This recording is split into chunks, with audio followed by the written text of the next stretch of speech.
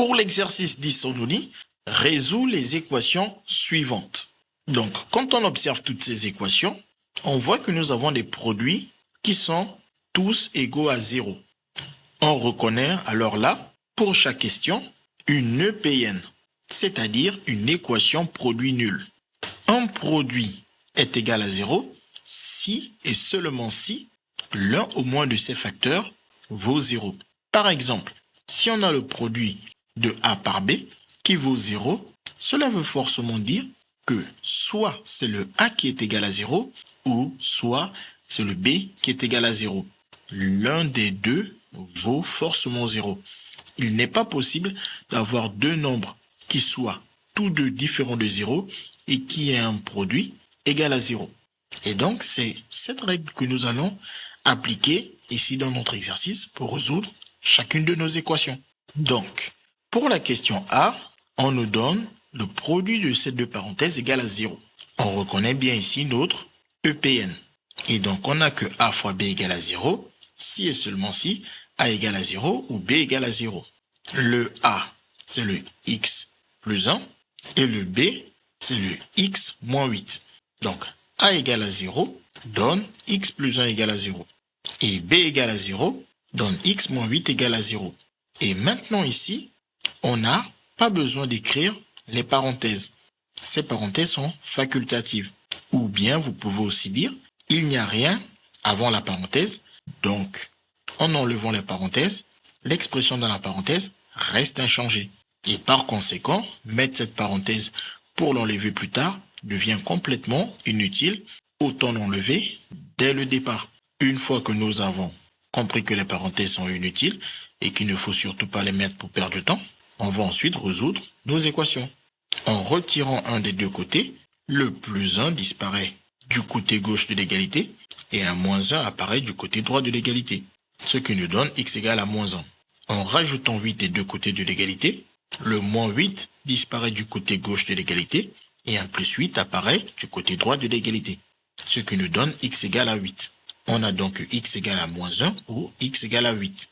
On obtient ainsi les solutions de notre équation. Et on peut même vérifier.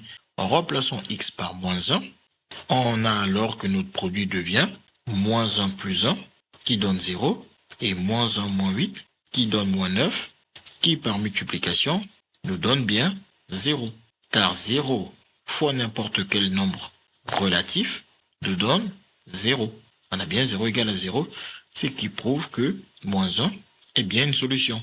Et en revenant dans notre équation et en testant la valeur 8 pour voir quelle est bien solution de l'équation, on remplace alors tous les x par 8, ce qui nous donne alors 9 fois 0 qui vaut bien 0. Car 0 fois 9 ou 9 fois 0 vaut 0, on a bien 0 égale à 0, ce qui prouve que 8 est bien une solution de notre équation. Bien évidemment, vous n'êtes pas obligé de faire systématiquement les vérifications à chaque fois que vous résolvez l'équation. Comme effectivement, écrire toutes ces vérifications prend du temps, vous pouvez vous contenter juste de les faire vous-même de tête pour voir si oui ou non ça marche bien les solutions que vous avez trouvées et vous rassurer que vous n'avez pas commis d'erreur quelque part. Ces calculs sont assez rapides à faire de tête. Ensuite, pour la question B, on reconnaît encore une EPN, c'est-à-dire une équation produit nul. Donc une fois qu'on a compris le topo, on sait maintenant que soit ce qui se trouve dans la première parenthèse est égal à 0, ou soit ce qui se trouve dans la deuxième parenthèse est égal à 0. Et ensuite, on n'a plus qu'à résoudre. Le moins 3 disparaît côté gauche, et plus 3 apparaît côté droit. Et bien évidemment, 0 plus 3, on peut tout simplement écrire 3. Puis le multiplié par 5 disparaît côté gauche, et un divisé par 5 apparaît côté droit. On trouve ainsi la valeur de x. Et on fait la même chose pour la deuxième équation. Le 6 disparaît côté gauche et un moins 6 apparaît côté droit. Et bien évidemment, 0 moins 6, on mène directement moins 6. On trouve une autre solution. L'ensemble de solutions est alors composé des deux solutions que nous avons trouvées. Ensuite, pour la question C, on a encore une équation produit nul, c'est-à-dire une EPN. Donc, soit ce qui se trouve dans la première parenthèse vaut 0, ou bien c'est ce qui se trouve dans la deuxième parenthèse qui vaut 0. Ensuite, le 11 disparaît côté gauche et côté droit de l'égalité, moins 11 apparaît. Ensuite, le multiplié par moins 8 disparaît côté gauche. Et côté droit de l'égalité, divisé par moins 8 apparaît. Ensuite, règle de signe, moins par moins, ça fait plus.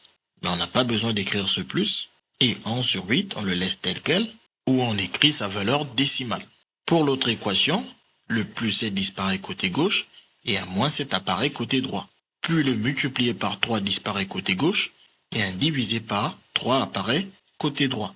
Puis on applique la règle de signe, moins divisé par plus. En effet, il s'agit de plus 3, le plus n'est juste pas écrit, nous donne moins. On obtient alors les deux solutions de notre équation. On donne alors l'ensemble de solutions. Ensuite, pour la question D, c'est toujours une EPN, c'est-à-dire une équation produit nul. Et ici, soit vous remarquez que le 7 moins x, c'est l'opposé de x moins 7. En effet, quand on enlève la parenthèse, le moins nous permet de changer les signes. On obtient alors moins x qui est là. Et ici, le moins et le moins, ça nous fait plus 7 qui est là. Et donc, le PN peut être changé en remplaçant ce 7 moins x par moins x moins 7 facteur de x moins 7 égale 0. Et donc ici, on sait déjà que ce moins ne peut pas être égal à 0, ou même si vous remarquez que c'est un moins 1 ne peut pas être égal à 0. Donc c'est forcément l'un des deux autres facteurs qui vaut 0. Soit c'est x moins 7 qui vaut 0, ou c'est encore x moins 7 qui vaut 0. Et donc, il est évident de remarquer qu'il s'agit de la même équation. Ça ne sert à rien de l'écrire deux fois. On l'écrit tout simplement une seule fois, puis on déplace le moins 7 de l'autre côté pour obtenir x égale à 7. Si vous n'avez pas remarqué cela, ce n'est pas grave. Vous n'avez qu'à dire le premier facteur vaut 0 ou le deuxième facteur vaut 0. Et ici, vous avez l'embarras du choix.